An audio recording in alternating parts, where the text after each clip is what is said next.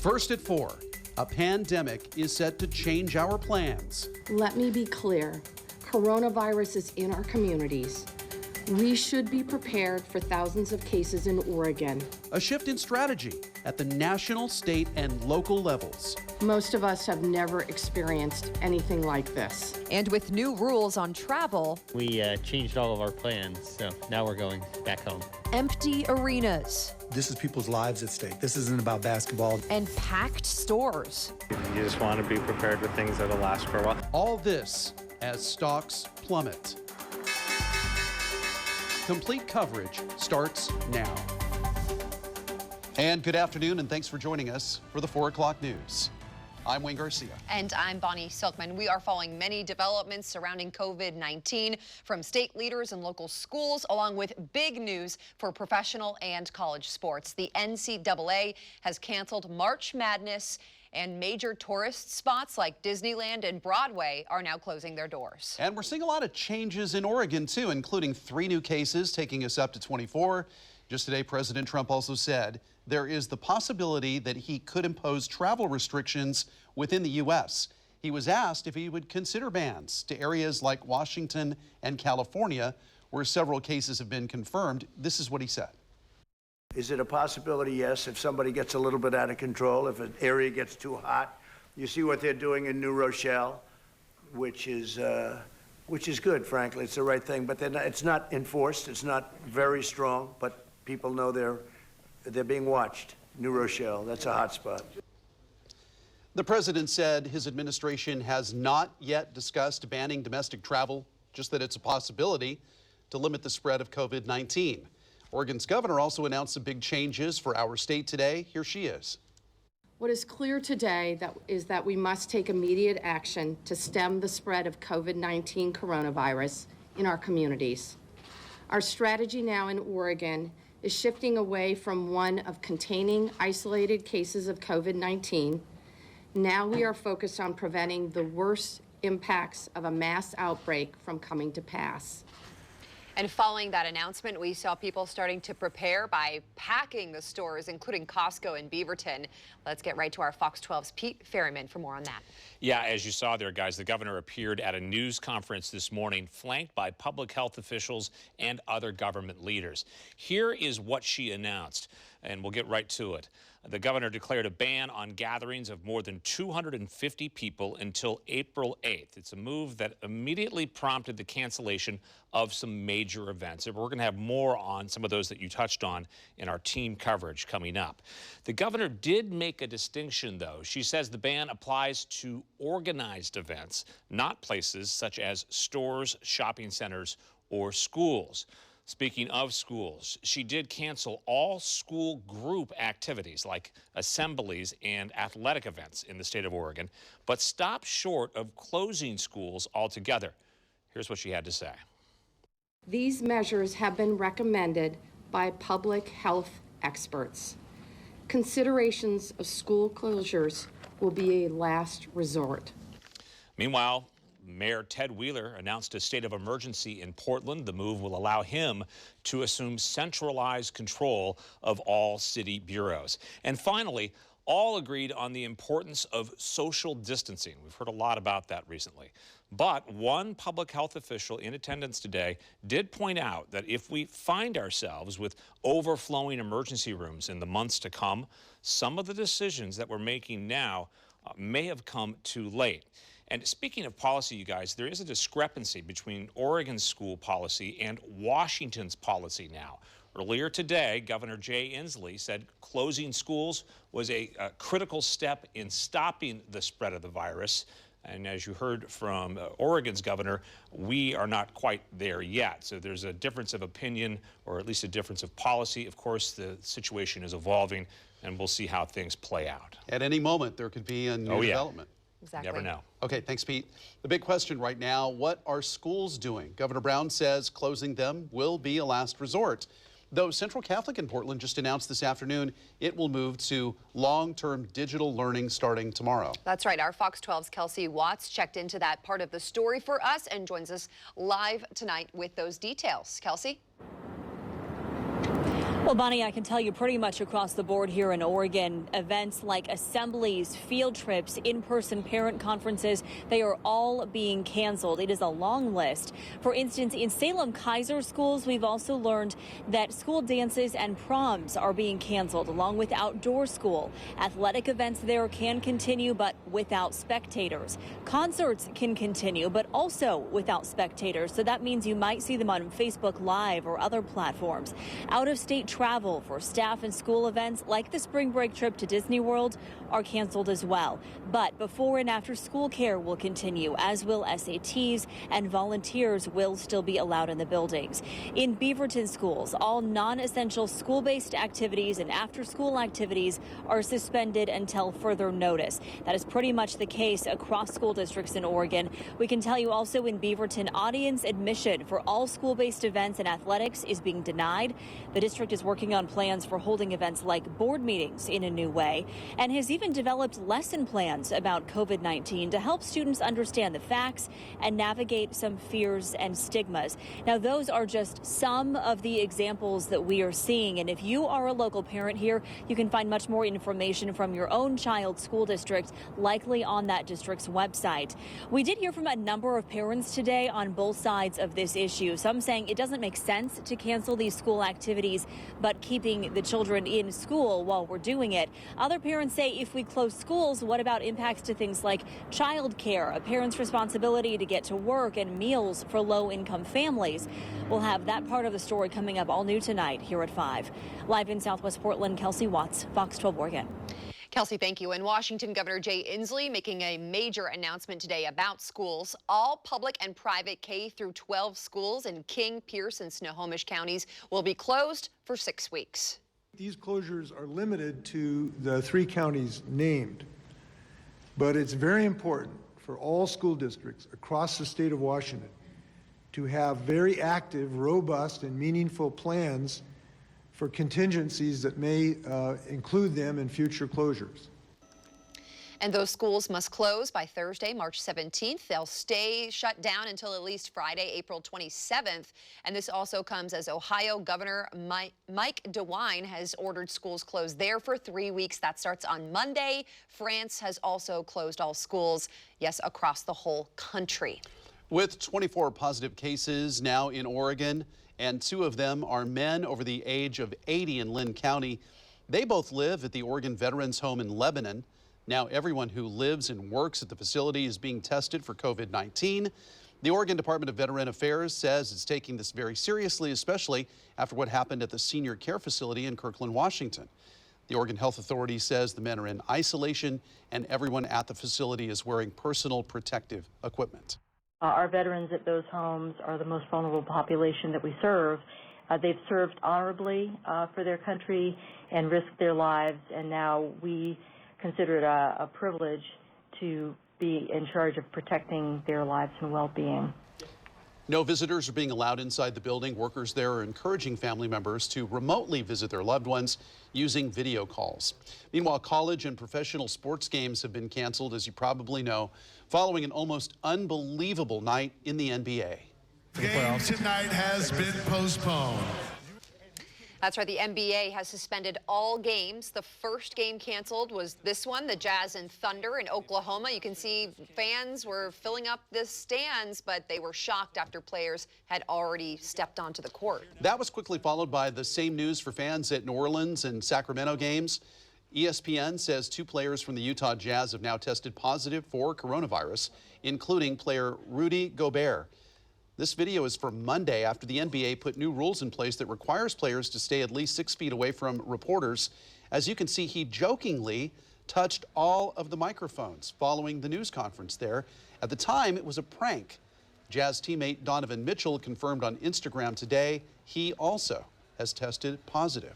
And following the NBA's lead, other pro sports organizations have also suspended play. That includes the MLS, so that means no Timbers matches this weekend, or any match that matter, for 30 days. MLB has called off spring training and delayed the season by at least 2 weeks. NHL is also suspending its season. The PGA Tour will be without fans starting on Friday at the Players' Championship, and NASCAR is restricting attendance And on the college level, the NCAA has made a big decision. Our Fox 12's Brian McMillan joins us now with a look at that major announcement. Yeah, this is big. Today, the Board of Governors of the NCAA decided to cancel both the men's and women's Division I tournament. This is in direct response to the COVID-19 outbreak. Yesterday, the organization said they would play the March Madness games without fans, but after talking with coaches, leaders, and schools, they decided to cancel the March Madness tournament altogether. The NCAA's president also said all remaining winter and spring sports championships would also be canceled. The news comes after several major conferences, including the Pac-12, canceled their basketball tournaments this morning. Pac-12 Commissioner Larry Scott says it was a tough choice that ultimately came down to safety.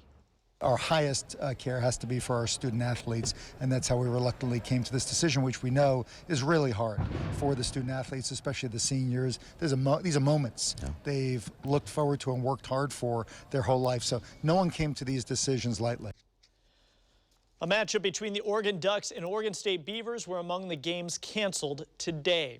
Pac-12 commissioner said they would postpone spring sports until further notice. He said this is an ever-changing situation and things could change in the weeks to come. Okay, thank you, Brian. We're just days away from St. Patrick's Day, and Portland's Kells Irish Pub has decided to cancel part of its Irish festival. Organizers say they're complying with Oregon's temporary ban on large gatherings. Organizers also officially canceled Sunday's Shamrock Run, so at Kells, they won't have the outside tent there this year. Also, sorry if you have tickets to Disney's Frozen at the Keller. All remaining performances have been canceled, and this weekend thousands of people were expected to visit the Portland Expo for the spring RV show, but that also has been shut down. And we're going to tear this down. We're going to take everything back to our lots, and respectively, we're all going to keep the show going. It's going to be at our lots in a little bit more controlled environment without any risk to the public.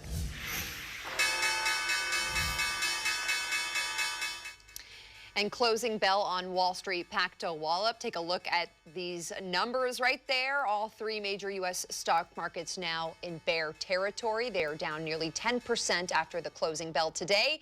The Dow Jones Industrial Average and S&P 500 saw their worst day since Black Monday in 1987. This marks the end of what had been an 11-year bull market. There are constant updates coming into the newsroom about COVID-19, and now you can be on top of the newest stories with our Fox 12 streaming news app. You can watch live newscasts for free 24/7 using any device, including your phone. Just search Fox 12 to watch our newscasts on Roku, Amazon Fire, and Apple TV. The 4 o'clock news is just getting started with spring break coming up fast. Some are thinking about travel after a major announcement from President Trump. We're going to head to PDX. And it was a shock to America. Tom Hanks and Rita Wilson have COVID-19. We're taking a look at what those celebrities are saying about this. Hey, I'm Mark Nelson here in the First Live Local Weather Center. We do have some weather to talk about. Of course, another fantastic spring day. It's been really nice out there so far this March. It's a bit breezy out at the beach, but we're going to talk about a little bit of snow that I think a lot of you will see, but not many of you will see it sticking on the ground. We'll show you where that's coming up and when, of course, too. That's in my First Live Local forecast.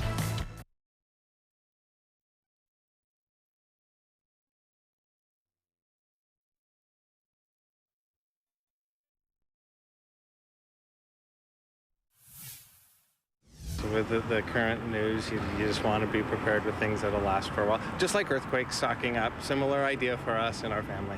It was crowded, but everything's moving pretty well. The staff at Costco's doing a great job at the line, especially moving people through the checkout. I think some items are just sold out. Yeah, packed but calm trip over to Costco for local customers following the concerns about avoiding people during this COVID-19 outbreak. One customer told us that he decided to stock up on pasta, sauce, and freezable proteins like chicken breasts. While some people plan for the long haul at home, others are asking themselves, should I keep those spring break plans and travel? That's right. Our Fox 12's Pete Fairman joins us once again live in the studio for more on this. Yeah, a lot of concern about that today. The travel from some European countries to here in the U.S. will be suspended for the next 30 days, starting at midnight tomorrow. President Trump announced that ban last night. U.S. citizens will still be allowed to return home, although depending on where they're coming from, they may have to undergo further testing. The travel suspension starts at midnight tomorrow. tomorrow. It applies to people coming here from 26 countries, which include Italy, Germany, France, Austria, Belgium, Greece, Sweden, and Switzerland. It does not include the United Kingdom. We spoke to a couple of women who are traveling domestically. They were heading to New Mexico this morning to see what they thought about the travel restrictions. I have no problem with it's not going to, spread. If that's what's going to help, then I'm okay for it. I think it's a little overkill personally, but if that's what they think is going to help, then whatever. So, yeah. The travel restrictions were already put in place for China and Iran. The State Department had issued an advisory to Americans to, quote, reconsider travel to all countries. It's the department's second strongest advisory behind simply do not travel. And now cruise lines are taking action. Princess and Viking cruise ships are the first lines to temporarily suspend operations. This applies to 18 of the Princess cruise ships for 2 months. The company says it's being done out of an abundance of caution. It applies to voyages set to leave between March 17th to May 10th. Guests can transfer all the money they paid to a future cruise and will get a cruise credit for fare or onboard expenses. There have been coronavirus outbreaks on 2 of the Princess cruise ships, the Diamond Princess and the Grand Princess. Meanwhile, some sad news from the happiest place on earth. The California Disneyland parks will shut down starting Saturday. The closure is expected to last through the end of the month. Disney's theme parks in Shanghai and Hong Kong were closed earlier this year due to the outbreak. A lot to think about there, and I know you guys had mentioned spring break travel. I know I've got some friends who are planning to travel domestically, but even though there are not restrictions in place to fly domestically, or maybe even reasons not to, right, things are evolving at such a pace. Some are expressing some concern, like sure, if there's a further ban or flights get delayed or canceled, getting stuck somewhere away from home. So that's something that, right, people are just going to have to consider on a case-by-case basis. Like we've seen, like you said, we've seen extraordinary changes just in the last 24 hours. So sure, you just don't know. A week from now, who knows, what's going to, could get a lot better, hopefully not worse. Let's hope it's better. Yeah. Okay. Thanks, Pete. Yep. Some big news, had a lot of people taking notice last night. About 6 o'clock last night, we got the word. Tom Hanks says that he and his wife, Rita Wilson, have tested positive for coronavirus. Yeah, the actor shared this tweet yesterday. He and Wilson are working in Australia right now. Hanks was set to start shooting a movie there on Monday. In this post, he describes their symptoms similar to a cold with some body aches. Hanks also says they both have slight fevers. Wilson is experiencing some chills. He says the couple will stay isolated as long as public health and safety requires. And now celebrities are weighing in on this. Tim Allen posted this. Woody, I should have made you two wear my space suits, and you and Rita rest and get well. Oh, I love that. And actress Julia Louis-Dreyfus writing, love and get well soon. Come home soon to you and Rita Wilson. Yeah, that was pretty shocking, I think, when we learned about that yesterday. It's just such a high-profile celebrity. Yeah, everybody knows him, basically. Yeah, really crazy. All right, Mark Nelson. Okay, so switching gears, as we say. Yes. We've got a high note here. Beautiful weather again today. Look at the beach. There's lots of people out there giving lots of distance. Swings over there. That is the one thing I will say this. I'm not a medical expert, but just getting outside in this kind of weather, away from everybody else, I think that's great. Great. Just get out, hike. I can imagine skiing where you're not around people. Right. Yeah. So all those things out are still great for spring break. Yeah, that's pretty much my plan as we head towards spring break here. 48 degrees out of Shiloh and Seaside Cam, breezy northwest wind. Newport, 48 degrees as well. Out at Ski Bowl, you're going to get some snow this weekend, 41 degrees up there. And of course, here in the city, nice and mild, temperatures in the mid-50s, so about average. This is about as normal as it gets. 56 is our typical high this time of the year. All right, tonight, things start to change. Increasing clouds later, temperatures dip into about the mid-30s, could be a spot of frost. But by daybreak, I think it'll be starting to shower a bit, or soon after daybreak, as the kids are getting picked up on the bus stop. 34 degrees in the morning, showers arriving in the afternoon. Chilly showers. We're going to have a high tomorrow, about 10 degrees cooler. What's happening is we've had high pressure out here blocking storms, and now it's going to back off, and this pocket of cold air is dropping out of Canada. Here's this leading weather system, and that's what brings in rain for tomorrow. So here's the plan with that thing. We think by daybreak it's arriving. Notice there's a lot of blue here. Our model paints it as snow, even if it's snow only sticking out 1,000 feet or maybe a little above. So there could be snowflakes mixed in right away tomorrow morning. This is a possibility. Notice we're up in the mid-30s in the afternoon. And also notice we stay above freezing all through tomorrow night. Now things change on Saturday. We start to get a cold east wind out of the gorge. Models in disagreement whether there's that much cold air or not. It may be cold enough to bring sticking snow very low. Regardless, then in the afternoon, we've got temperatures back in the mid-40s. And then we go dry, we think, starting on Sunday. So we'll call it our Saturday snow outlook. I think there will be snow showers and sun mixing on Saturday. Little or no accumulation in the city at the lowest elevations here.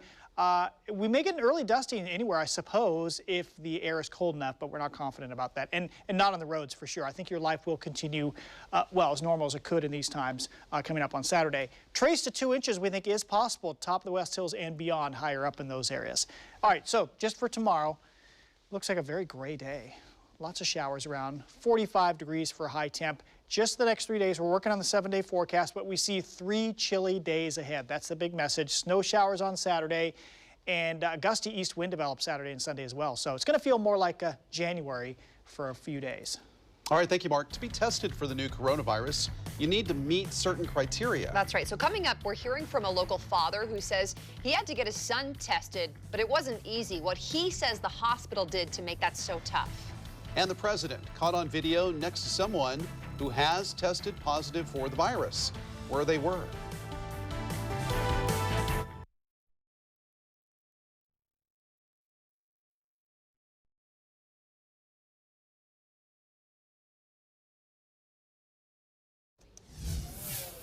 Give you a live look right now. This is the Capitol building in Washington, D.C., as the House and Senate office buildings will be closed to the public now until April 1st. The House and Senate sergeants at arms said the closure will begin this afternoon. Only lawmakers, aides, journalists, and official visitors will be allowed into the buildings. Officials say they are acting out of concern for health and safety. Well, we're learning of President Trump's first known encounter of someone who has the new coronavirus. Yeah, a senior Brazilian official who attended weekend events with the president in Florida has tested positive for COVID-19. The Brazilian president's communications director tested positive. This was just days after that meeting. He stood right there next to President Trump and Vice President Mike Pence in this photo. This was posted on Instagram. The White House now says at this point, President Trump does not plan to be tested or go into self-quarantine. A Lake Oswego father says that he had to fight to get his son tested for COVID-19. He says his son started displaying flu-like symptoms earlier this week, but tested negative for the flu and strep. Then yesterday, he had to take his son into the ER. The father didn't want to be identified to protect his son's identity. He says his teenage son was finally tested for COVID-19, but only after hours of insisting that the test was necessary. Hospital discharge papers confirm the teen was tested for coronavirus. That father says he managed to call the Oregon Health Authority and learned that some other labs can now test for the virus, not just through the state, but he says it took hours for the hospital to even figure out how this kind of outside testing can be done. He says now that they will have to wait days to get the results, and they're trying to figure out what the family will do. We're trying to take a practical approach. We have him confined to a particular room that we've kind of set aside for if people in the family might get sick, and encouraging him not to come out to us, but we'll go into him, designating a restroom for him to use, trying to keep things clean. He says the family is now trying to figure out if they will all be quarantining themselves as well, but he says this experience has taught him that you can't just take no for an answer. So you probably have heard by now, if a group is larger than 250 people, you can't meet up. So what does that mean for local events? Well, we're taking a closer look at that. We're talking to one stressed out bride. And it seems like every minute we're hearing something new, something different about coronavirus. So we are talking to a so-called virus hunter who is sorting through some of that misinformation to make sure you know the truth.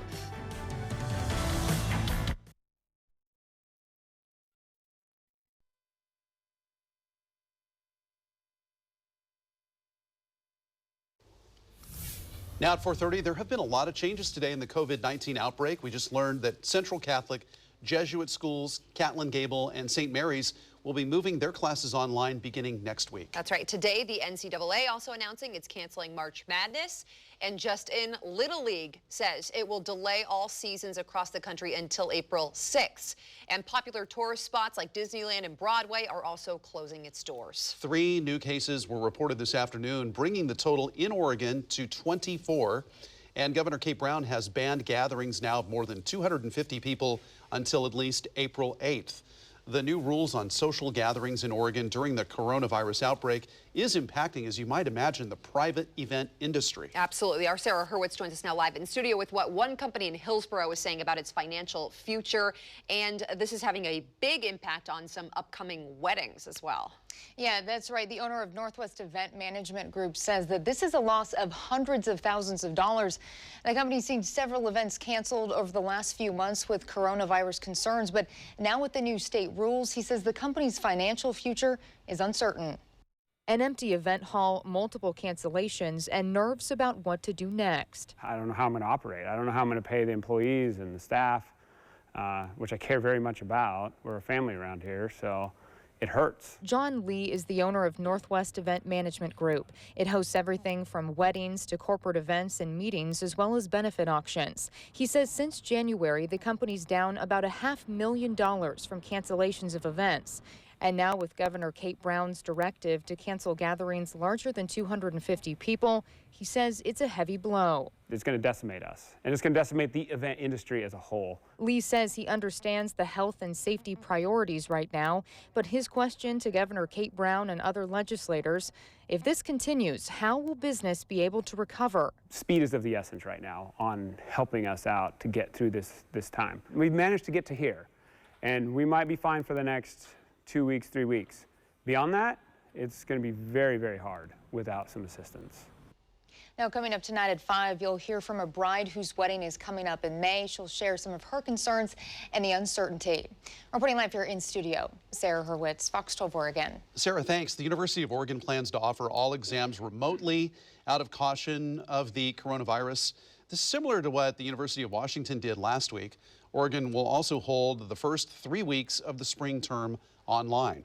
Oregon State University says it will also follow that example. They'll hold final exams for the winter term online where possible. In a letter to students and staff, the school says it will hold remote classes for the start of spring term. No exact timetable has been given. The school will hold an online information session to answer some of those questions. Well, in between, there are myths and rumors, information and misinformation. Today, the Fox 12 investigators sat down for an honest conversation with an expert in viruses at Portland State University. The subject to talk about how this particular virus really works and what we can expect moving forward. Our Simon Gutierrez joins us now live in studio. He's been going to be bringing us more takeaways from that conversation throughout the evening. Simon, what do we know so far about how this virus is behaving? Yeah, Bonnie, right now this virus is 7 times deadlier than the seasonal flu, although that's based on early numbers, which could go down as more people are tested. It's a lot less deadly than the last major coronavirus outbreaks, SARS and MERS. We asked Ken Stedman, who hunts for viruses in nature and teaches about all kinds of viruses at Portland State University, to explain that. So in the past, we've seen kind of similar outbreaks, SARS and MERS in the East.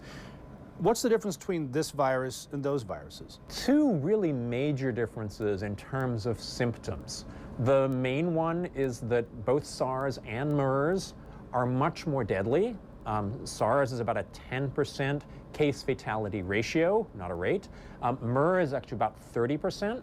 But those viruses are very poor at transmitting from human to human. This new virus is much worse at causing disease, but much better at transmitting from person to person. So it spreads easier, but it's not nearly as deadly. Exactly. That was just one portion of about a 30-minute conversation we had about the coronavirus. Coming up at 5 and 6, we'll get into more about how the virus spreads, why it's impacting people of different ages differently, and a couple other questions at 10 o'clock as well. Simon, I think, we're all pretty well read, kind of following this. Was there anything in your discussion that kind of surprised you, or maybe you said, wow, I didn't realize that was the case? There's some things about transmission that there's different opinions about. We hear always, of course, that we need to wash our hands, and that's good hygiene, of course, that's common sense, and it also prevents the spread of disease. But in this case, what Mr. Stedman was saying was that the main mode of transmission was through particles in the air. So even if you're washing your hands, religiously, you can catch it by being 3 feet away from a person, that person talking, breathing, coughing, anything like that. I have noticed myself kind of standing a little bit further away from people lately. And in the conversation, he said that a good distance is about 6 feet. If you can imagine standing 6 feet away from somebody when you're having a conversation. But the reason is the particles that come out of your mouth, they travel in an arc, like a parabola, you know, sort of like that. So the farther they go, the farther they fall. So the farther you are away, the less chance that it's going to land on you or be in some place that can infect you. So it's a lot of stuff to consider. Glad we did this. This is going to be informative. Yeah. Thanks, Simon. Thanks so much. Worries about the spread of coronavirus have people taking extra precautions, including at church. How one local pastor is handling that situation. And Andy Carson is on another adventure this morning. He's checking out the impressive street art throughout the Rose City. Don't miss what he and others think about all the different designs.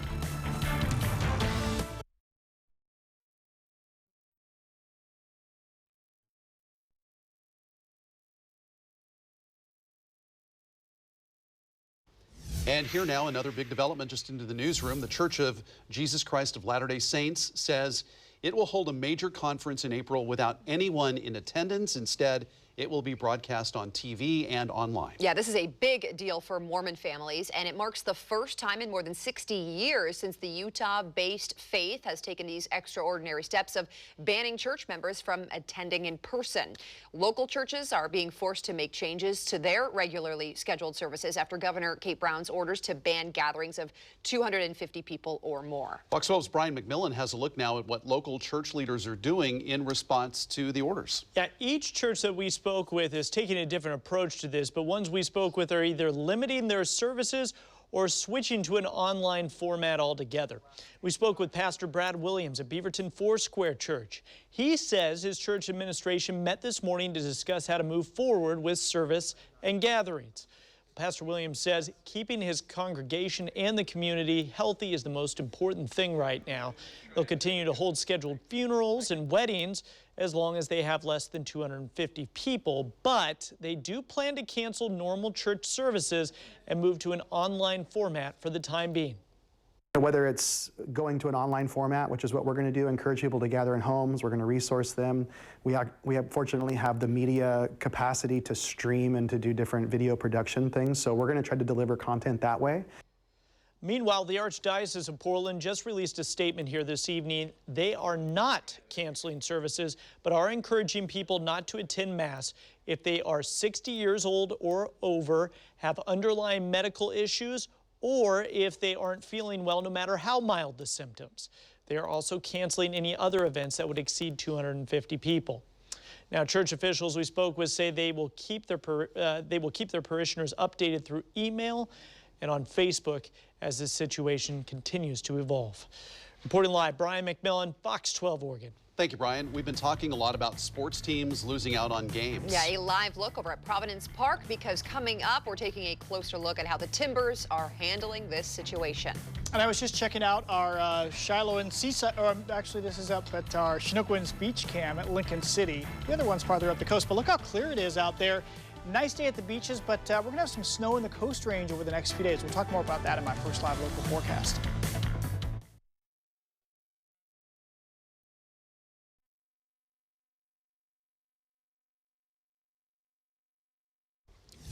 We'll give you a live look right now from our Portland Timbers camera. Of course, the Portland Thorns also play there. They have also announced that they're going to suspend the season. They had some preseason games that were coming up later this month. Today, Major League Soccer, of course, announced it's suspending the season for 30 days because of the COVID-19 outbreak. Yeah, it posted this message on Twitter saying in part, quote, "Our clubs were united today in the decision to temporarily suspend our season." It went on to say, quote, "We'd like to thank our fans for their continued support during this challenging time." Our Fox 12's Deborah Gill reports. The Portland Timbers say they are in full support of the MLS decision to postpone matches for the next 30 days. The Timbers organization say they've worked closely with local health authorities to help keep their fans, staff, players, and the community safe from the spread of COVID-19. The Timbers released a statement saying in part, "Nothing is more important to us than the safety and well-being of our fans." Fans we talked to say it's understandable. As selfish as that sounds, I'm disappointed, but it also seems like the right thing to do right now until things look a little more secure. I guess we get a lot of weekday matches at the end of the year again, like last year. But yeah, you know, either way, safety is more important. The Timbers Thorns organization also stated that in light of the governor's mandate to cancel public gatherings of 250 people or more, we have canceled the Portland Thorns FC preseason tournament. That was scheduled for Providence Park from March 9th through April 4th. They say the status for future matches for both the Timbers and Thorns will be made later. Tickets purchased for postponed events are good for the new date of the match. For canceled games, the Timbers and Thorns say they will reach out to fans with next steps. In Southwest Portland, Deborah Gill, Fox 12 Oregon. Anya Anand. And the latest Rose Princess was crowned today at Lincoln High School in Portland. This is Anya Anand. She is a senior with plans to become a pediatrician. She's going to be representing her school, of course, at the Rose Festival Parade, which is set for June 6th. Hey, Portland is known for a lot of things, like being bike-friendly or for its great food carts. Now it may be time to add another item to the list, street art. Yeah, over the past few years, Portland has really quietly seen many murals popping up on the sides of buildings and really all over the city. And on today's Andy's Adventures, Andy is visiting one neighborhood in Northeast Portland to take a street art walking tour.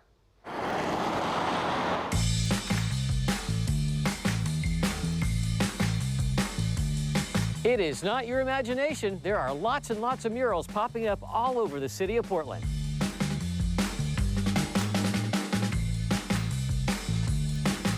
In fact, this street art has become so popular, you can find maps online and create your own walking or biking tour all around town.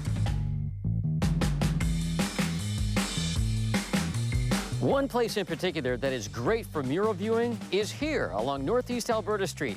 And today, we're going to explore it. Oh, look at that one. That looks pretty cool. Love this mural. Beautiful. Glad they're not highlighting the naked bike ride with this. Might be a little awkward. Have you noticed a lot of murals around town lately? Yes. Yeah? What do you think of them? I like them. I think it's really nice because it means that they won't be graffiti all over the walls. I think it brings color and a lot of fun. It just adds like nice pops of colors, and it's cool to like see all artists' different styles. What do you think of this mural right here? I like it. Yeah, I like it. This is a nice painting. They're nice. They're nice. Have you had your picture taken in front of video? No. Let's do it right now. Cheese. Cheese. Hey, where are you from? Alaska. Oh, good. Good for you. Good then. No wonder there's shorts right here. It brings culture into the lives of people and color. What do you think of the art that we have right there? I mean, it's beautiful. It doesn't have to be just straight gray paint on every building. What attracted me most was the different colors. Everyone loves to stop and take selfies in front of the two. You just took a picture of it. Did you want a selfie in front of it? Oh, I mean, sure. Because, come here, caution, basic girl selfie area. So you have to do it. Yeah, here, can I be in it with you? There we go.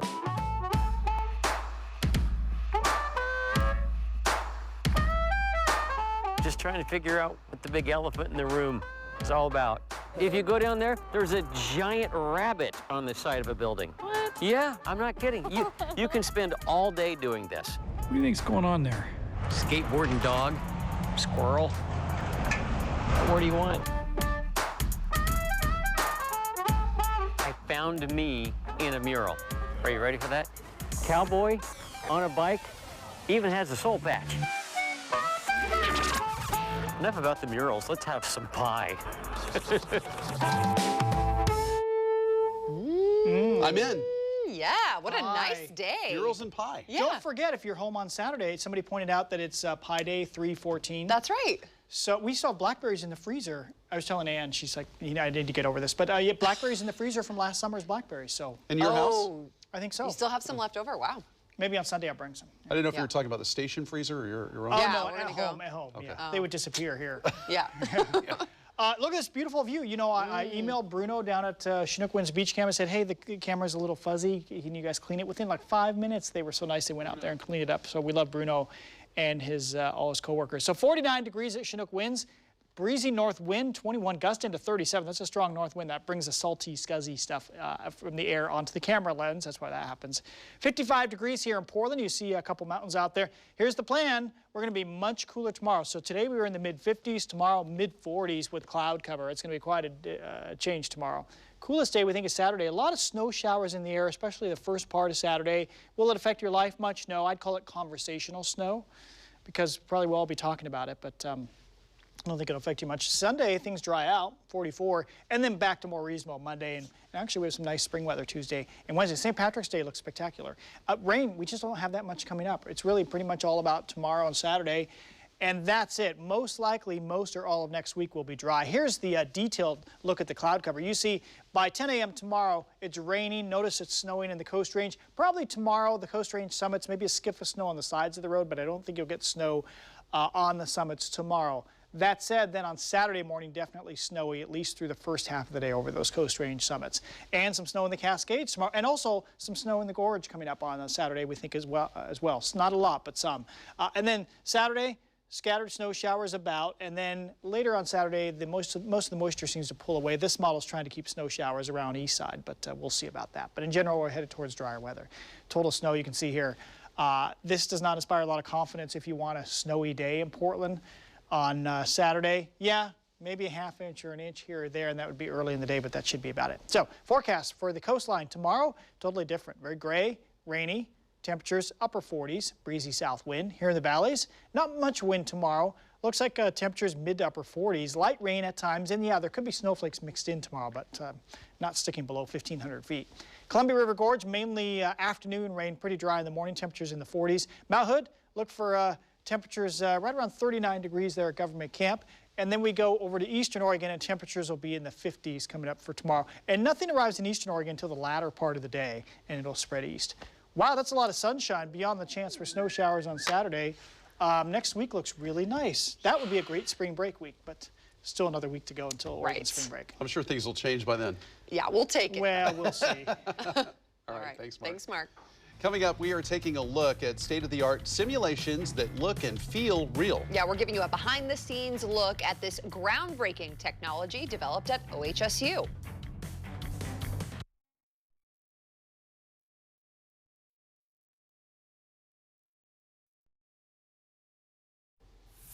Local surgeons at OHSU are leading the country in developing state-of-the-art simulations. They feel and look completely real. Yeah, it's really cool. Now, neurosurgeons all across the nation are training with these lifelike simulators, and I got a chance to go behind the scenes for a look at OHSU. To the untrained eye, this looks, sounds, and even feels like a real procedure. So you just gotta be careful. But what you're seeing here is neurosurgeons in training, performing a lifelike simulation. So there's a large injury in the sinus. Is the patient bleeding out? In this intense training, worst-case scenarios are thrown at these doctors, and then they have to think fast. Some of the most important things that can really influence life or death in the moment happen very rarely. So what we wanted to do was create simulators that allowed those really catastrophic, terrible things to happen. Dr. Nathan Selden says the brain surgery simulator was developed right here at OHSU by residents including Dr. Dominic Seiler. You are the senior surgeon in the room, and you have been instructed to perform the craniotomy. It's a little bit of a theater, you know. We want to recreate the atmosphere. And to do that, the sophisticated simulation includes plastic skin, 3D printing technology, and even fake blood, all to recreate real procedures and the complications that come with them. We could let them struggle, get nervous, make mistakes without any harm to patient. And before this simulator, we didn't have any way to put people through crises with real tools, real pressure, real bleeding, real stress. OHSU's technology is now required in brain surgery training for neurosurgeons all across the country, giving them real-life experience without risking the life of a patient. We put Fitbits on people and their heart rate goes through the roof, and so it really immerses you in the situation. Wow, that's a great story. You got to figure that's going to save lives down the line. Oh, you it's know? amazing to see the differences this is already making. Yeah. Wow, great. Okay, that's going to do it for us here on the 4 o'clock news. Yeah, Pete is joining us now for the 5 o'clock news. Yep, thanks, guys. Your look at what's going on in news and weather is coming up. 12 on 12 is just ahead. The 5 o'clock